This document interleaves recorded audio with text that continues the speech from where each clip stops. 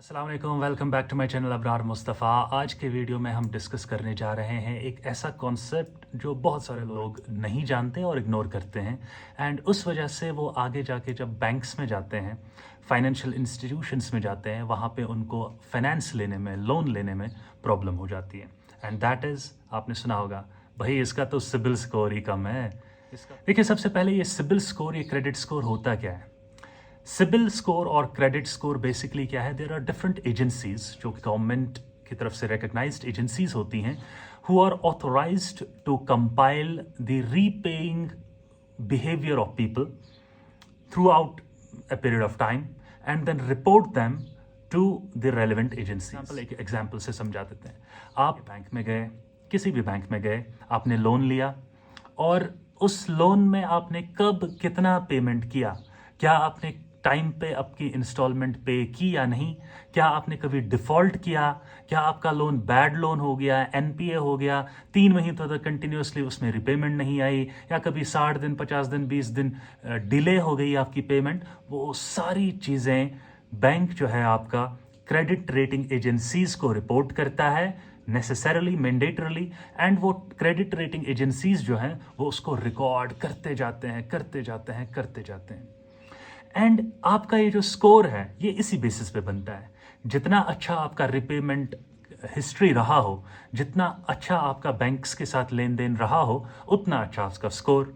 In credit rating agencies तो बहुत हैं, जैसे सिबिल है, क्रिफ है, इक्विफैक्स है, बहुत सारी एजेंसीज हैं ऐसी। सिबिल उनमें से सबसे मशहूर और सबसे पॉपुलर, सबसे बड़ी है।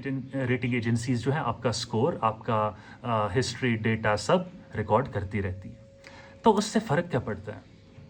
एक अच्छा क्रेडिट स्कोर का मतलब है कि आपकी पास्ट की रीपेमेंट हिस्ट्री जो है वो बहुत अच्छी रही है, आपका बैंक्स के साथ जो लेना देना है वो बहुत अच्छा रहा है, आपने कभी डिफ़ॉल्ट नहीं किया, आपने अपने टाइम पे किस्त पे की है।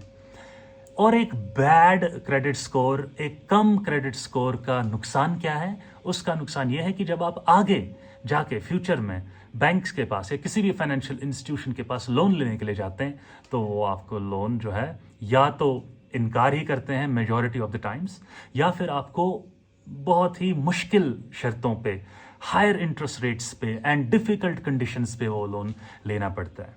तो इसलिए यहाँ पर आपने सीखा क्या? यहाँ पे सबसे इंपॉर्टेंट चीज़ ये है कि आपको अपने क्रेडिट स्कोर को मेंटेन रखना है। और वो मेंटेन रहेगा कैसे? कि आप अपने क्रेडिट कार्ड की बिल्स टाइम पे पे करें, आप अपने लोन्स का इंस्टॉलमेंट टाइम पे पे करें, चाहे कुछ भी हो जाए, अपने लोन के इंस्टॉलमेंट को कभी मिस ना होने दें।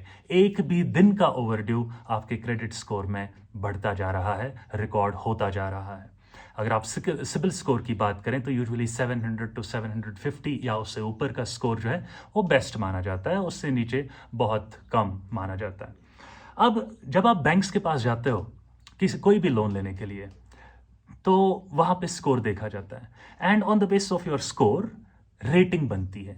Low risk customer, normal risk customer, moderate risk customer, high risk customer. High risk customer को कोई लोन नहीं देगा बिकॉज इट्स नॉर्मल कि अगर आपने अपने पास्ट के पेमेंट्स नहीं दिए हैं तो आप फ्यूचर के भी पेमेंट्स नहीं दोगे। That's how the banks look at it. मैंने बहुत सारे केसेस देखे हैं, वहाँ पे होता क्या है कि आपको पता नहीं होता कि ऐसी चीज़ें हैं, या आपके पास पैसे होते हैं लेकिन फिर भी इंस्टॉलमेंट टाइम पे नहीं गई है because of lack of awareness, या आप किसी के गारंटर रहे हैं, को ऑब्लिगेंट रहे हैं, जिन्होंने आगे पेमेंट अपना टाइम पे नहीं दिया है और उसकी वजह से आपका भी स्कोर डाउन हो गया है।